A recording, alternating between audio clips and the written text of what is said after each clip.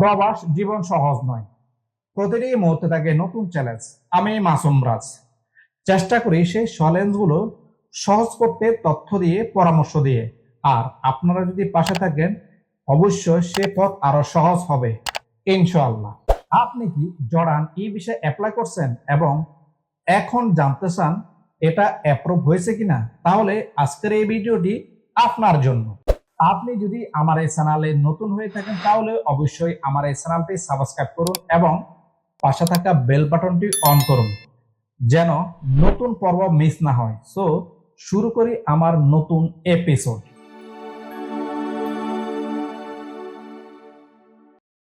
আমরা সরাসরি চলে যাব আমাদের পিসি বা কম্পিউটারে। এখান থেকে আমাদের গুগল ওপেন করব।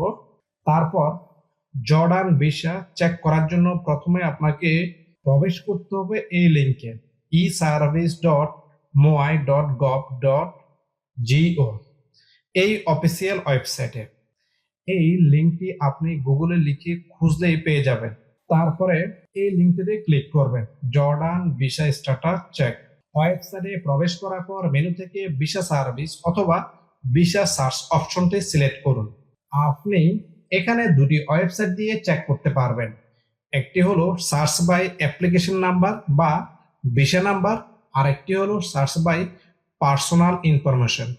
তবে আজকে আমরা পাসপোর্ট নাম্বার দিয়ে চেক করব, তাই সার্চ বাই পার্সোনাল ইনফরমেশনে ক্লিক করব। তারপর আপনি এখানে দেখবেন পাসপোর্ট নাম্বার, জন্ম তারিখ এবং ক্যাপচা কোড। প্রথমে পাসপোর্ট নাম্বার বক্সে আপনার পাসপোর্ট নাম্বার টাইপ করবেন। পাসপোর্ট নাম্বার টাইপ করার পর আপনার জন্ম তারিখ টাইপ করবেন। তারপর ক্যাপচা কোড টাইপ করুন। সব তথ্য সঠিকভাবে দিয়ে সার্চ বা সাবমিট বা চেক স্ট্যাটাস বাটনে ক্লিক করবেন। সবকিছু সঠিক থাকলে তাহলে আপনি আপনার ই ভিসার বর্তমান স্ট্যাটাস দেখতে পারবেন।